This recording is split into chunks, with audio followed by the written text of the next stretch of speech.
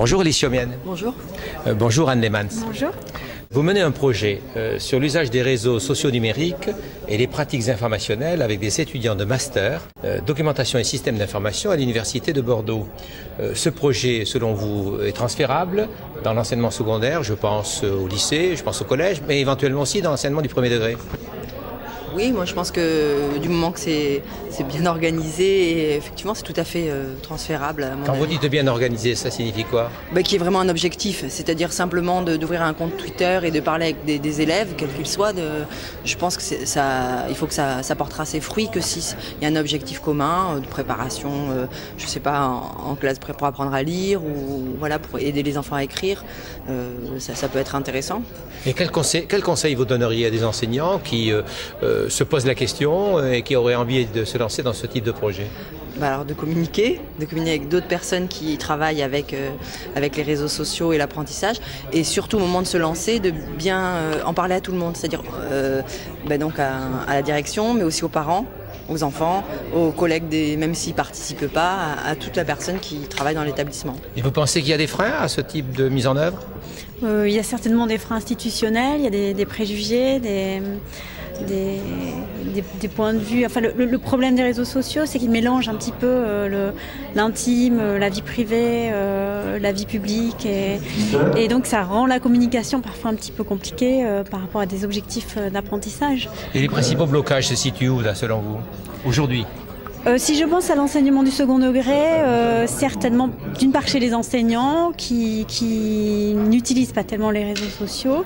À titre privé, vous voulez dire? Oui, voilà. Je pense qu'il faut commencer par les utiliser à titre privé pour être à l'aise avec et ne plus avoir peur.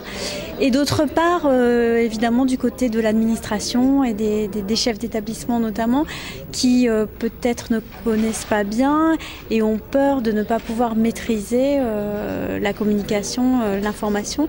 Alors là, c'est vrai qu'il peut y avoir des soucis, mais qui sont parfaitement maîtrisables. Bon, vous avez, dans l'enseignement supérieur, choisi Twitter. Est-ce que c'est un média social numérique adapté à l'enseignement secondaire? Oui, je pense, oui. Twitter présente l'avantage de ne pas concerner uniquement la vie privée, mais fonctionner plutôt sur le réseau et la recherche d'informations. Donc oui, c'est parfaitement utilisable. Il est plus sérieux. Vous dites que les outils sont secondaires, mais qu'ils doivent être maîtrisés, c'est-à-dire... C'est-à-dire que si c'était pas Twitter, ce serait un autre et ça marcherait tout aussi bien.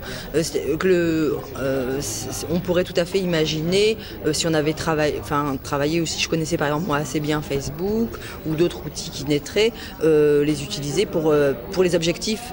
Nous, les objectifs, c'était qui se préparent au monde professionnel et qui comprennent bien les notions de collaboration, d'identité numérique. Donc après, on pense d'abord à cet objectif et ensuite on cherche quel outil on utilisera le plus facilement.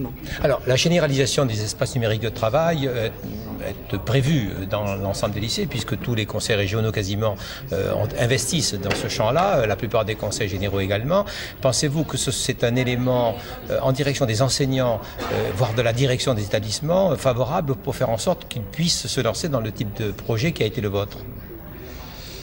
C'est peut-être une brique vers l'idée que l'école sort un petit peu de ses murs, puisqu'à travers les ENT, les élèves peuvent revenir à l'école, les parents aussi rentrent dans l'espace scolaire.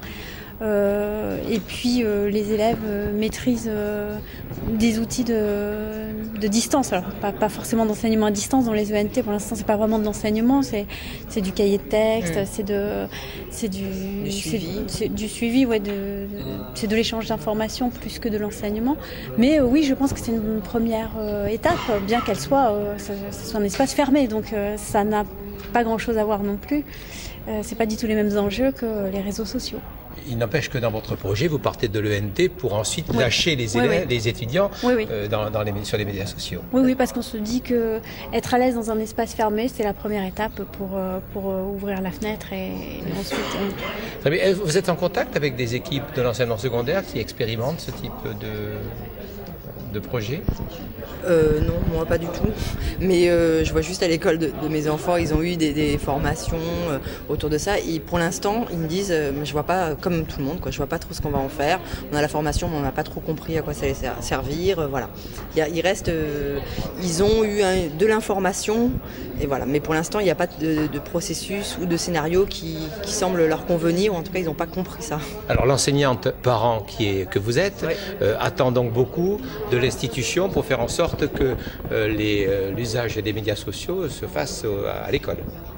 Pas spécialement, juste mes enfants sont à l'école, ça me suffit. Très bien. Merci beaucoup. Au revoir.